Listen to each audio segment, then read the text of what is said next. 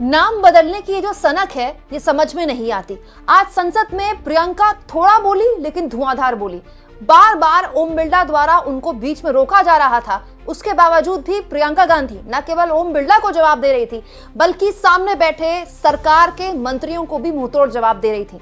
दोस्तों, आखिरकार जिसको लेकर 24 घंटे पहले सबसे पहले आपको मेरे अपने इसी चैनल में मैंने अपडेट दी थी कि मनरेगा को उसको खत्म करते हुए सरकार एक नया विधेयक लाने वाली है। आज सरकार ने संसद में उस नए विधेयक को पेश कर दिया है। इसका नाम है विकसित भारत गारंटी फॉर रोजगार और आजीविका मिशन ग्रामीण।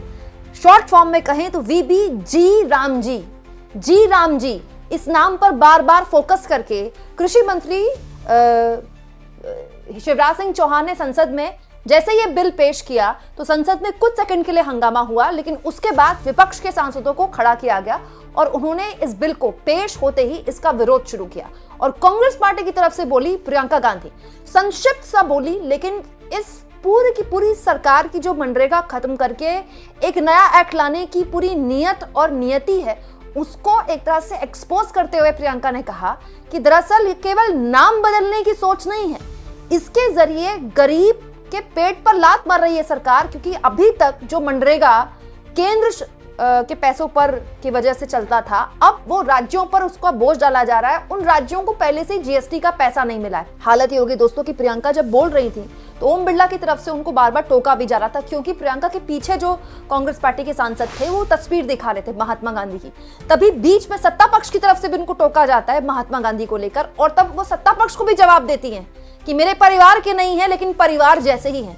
देखिए संसद में प्रियंका गांधी का धुआंधार भाषण, जिसमें न केवल उनकी नोकझोंक सत्ता पक्ष से हुई बल्कि उन्होंने ओम बिरला सहित पूरी की पूरी सरकार को कम शब्दों में ही सही लेकिन तगड़ा जवाब दिया और कहा कि जल्दीबाजी में विधेयक लाना किसी भी हाल में देश के लिए, सरकार के लिए और संसद के लिए ठीक नहीं। आदरणीय अध्यक्ष महोदय जी, मैं नियम 72(1) के तहत इस विधेयक को पुनर्स्थापित करने पर अपनी सख्त आपत्ति दर्ज करना चाहती हूँ। महात्मा गांधी ग्रामीण रोजगार गारंटी कानून पिछले 20 सालों से ग्रामीण भारत को रोजगार देने में और ग्रामीण अर्थव्यवस्था को मजबूत बनाने में सक्षम रहा है। ये एक इतना क्रांतिकारी कानून है कि जब इसको बनाया गया तो सदन के सभी राजनीतिक दलों ने इससे पूरी सहमति दी। इसके द्वारा 100 दिन का रोजगार इस देश के गरीब से गरीब लोगों को मिलता है, हमारे गरीब से गरीब भाई बहनों को।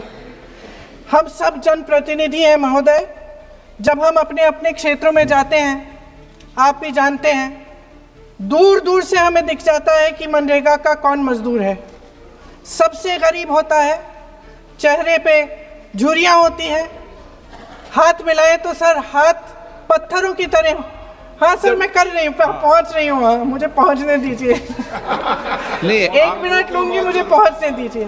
सर उनके हाथ पत्थरों की तरह कठोर होते हैं क्योंकि इतनी मजदूरी करते हैं। तो सर मेरा जो इस बिल पर ऑब्जेक्शन है, सर ये जो कानून है इसके तहत हमारे गरीब भाई बहनों को जो रोजगार की कानूनी गारंटी मिलती है, जो अधिकार मिलता है, वह इस योजना में मांग के आधार पर संचालित होता है। मतलब जहाँ जहाँ रोजगार की मांग है वहाँ इस योजना द्वारा 100 दिनों का रोजगार अनिवार्य है, देना अनिवार्य है। इसके साथ साथ केंद्र से इसके लिए जो पूंजी जाती है वो भी मांग पर आधारित होती है। यानी कि इस योजना के लिए जितने पैसे जहाँ भेजने हैं, कितने भेजने हैं, वह ज़मीनी परिस्थितियों पर आधारित होता है और मांग के आधार पर निर्धारित होता है। सर इस विधेयक की अनुसूची 1 में उपनियम 4(1) और 4(2) द्वारा केंद्र को इजाज़त दी गई है कि वह पहले से ही निर्धारित कर लें कि कितनी पूंजी कहाँ भेजी जाएगी। इससे संविधान के 73वें संविधान संशोधन को नज़रअंदाज किया जा रहा है। सर महोदय, इसके ज़रिए ग्राम सभाओं को इस योजना की मांग की ज़मीनी परिस्थितियों के आधार पर तय करने का पूरा अधिकार दिया जाता था। आज वो अधिकार कमज़ोर किया जा रहा है। सर आखिर बात है। एक मिनट, जब आप इस पे पूरी डिटेल चर्चा हो तो आप डिटेल बोलना, इस पे आपकी पार्टी शुरुआत है सर, अभी ये शुरुआत है। सर जो हमारे संविधान की जो मूल भावना है कि हर एक व्यक्ति के हाथों में शक्ति होनी चाहिए, वही मूल भावना पंचायती राज में है और उस मूल भावना के विरोध है ये जो अधिनियम जो ये विधेयक आ रहा है। सर इस विधेयक के जो प्रबंधन है जिससे रोजगार का जो अधिकार है, कानूनी अधिकार है, वो कमज़ोर हो रहा है, वो हमारे संविधान के विपरीत है। सर ये हमारे इसी सदन ने ये कानून बनाया और इसी सदन ने ये अधिकार जनता को दिया है। ओके सर एक और है सर, महात्मा गांधी मनरेगा में 90% अनुदान केंद्र से आता था। इस विधेयक द्वारा ज़्यादातर प्रदेशों में अब 60% आएगा, इसको घटाया गया है। ओके सर इससे प्रदेशों की अर्थव्यवस्था पर बहुत भार होगी और खास तौर से ये वे प्रदेश जिनकी अर्थव्यवस्था पहले से ही केंद्र की ओर से जीएसटी के बकाये के इंतजार में है। ओके माननीय सदस्य,